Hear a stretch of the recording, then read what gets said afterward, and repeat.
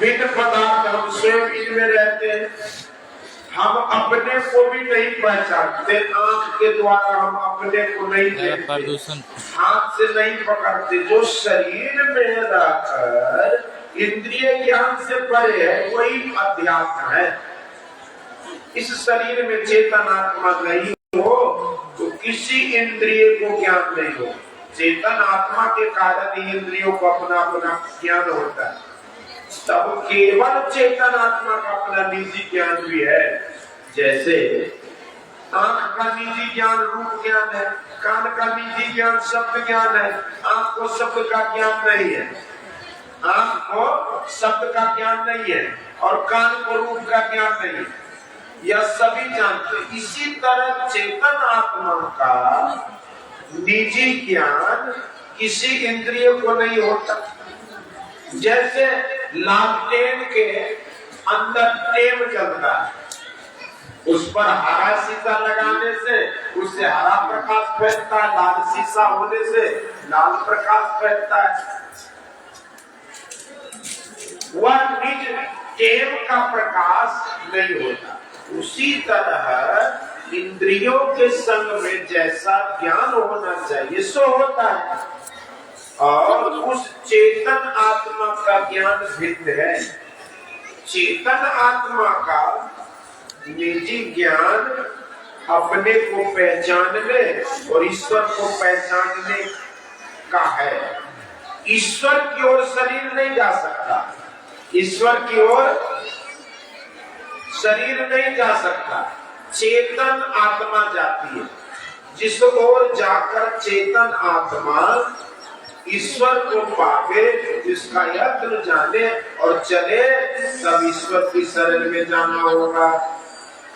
ईश्वर सर्वव्यापी होने से सर्वत्र व्यापक है, आपके शरीर में भी व्यापक है। अपने शरीर के अंदर चेतन आत्मा चले तब ईश्वर दर्शन संभव है।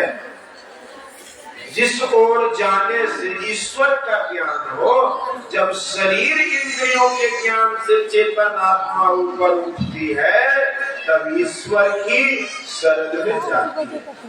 जो लोग इस रास्ते पर चले तो उधर के चिन्ह भी उन्हें मिले, जिसका वर्णन पुस्तकों में है। अब भी जो चलते हैं उनको वे निशाने मिलते हैं। लोगों को भरोसा करना चाहिए, लोगों को भरोसा करना चाहिए। ईश्वर मिलेंगे।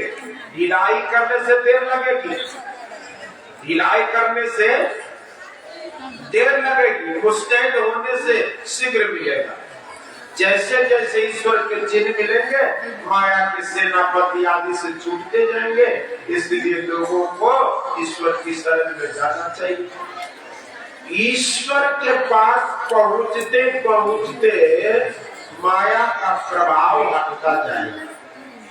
ईश्वर के पास पहुंचते पहुंचते माया का प्रभाव हटता जाएगा। जैसे जैसे सूर्य के प्रकाश में जाते हैं वैसे वैसे अंधकार छूटता है। जैसे जैसे ईश्वर की शरण में जाते वैसे वैसे माया छूटती जाती है। ईश्वर माया को बस करके रखता है। उस ईश्वर का माया पर ऐसा काबू है कि जो माया सब जगह ही नचावा, जासु चरित लतिकाऊ न पावा, सो प्रभु धो विलास खगराजा, नाथ नसीब सहित समाजा। ईश्वर अपने काबू में माया को किए हुए। लोगों को चाहिए कि ईश्वर की शरण ले, इसी को ईश्वर की भक्ति करना कहते हैं। तभी माया के दबाव से छूटोगे। सत्संग के अंदर यही बात कहने की है। यही बड़ी विलक्षण बात है कि अंदर अंदर चलकर ईश्वर का दर्शन करना। जो ऐसा ख्याल करते हैं ईश्वर को बाहर में ही पालेंगे, वे भूल में है, वे भूल में है। वो ईश्वर को बाहर पाना चाहते हैं। नरलोक, पाताल, स्वर्ग कुछ भी हो, माया का फैलाव ब्रह्मांड तक है। मूल प्रकृति तक वे भी रहने से माया के आवरण में रहेगा, जहाँ ईश्वर की पहचान नहीं होगी। सत्संग करो, गुरु संग करो, इनसे ईश्वर भजन का प्रेरण लो और साधन करो। बिना इसके माया के चक्कर से कोई छूट नहीं सकता। ईश्वर की शरण में जाओ। अंदर अंदर जाने से इंद्रियों का संग छूटता है। जैसे स्वप्न में जाने से बाहर के ज्ञान से छूटता है, जागृत, स्वप्न, सुषुप्ति, इन तीन अवस्था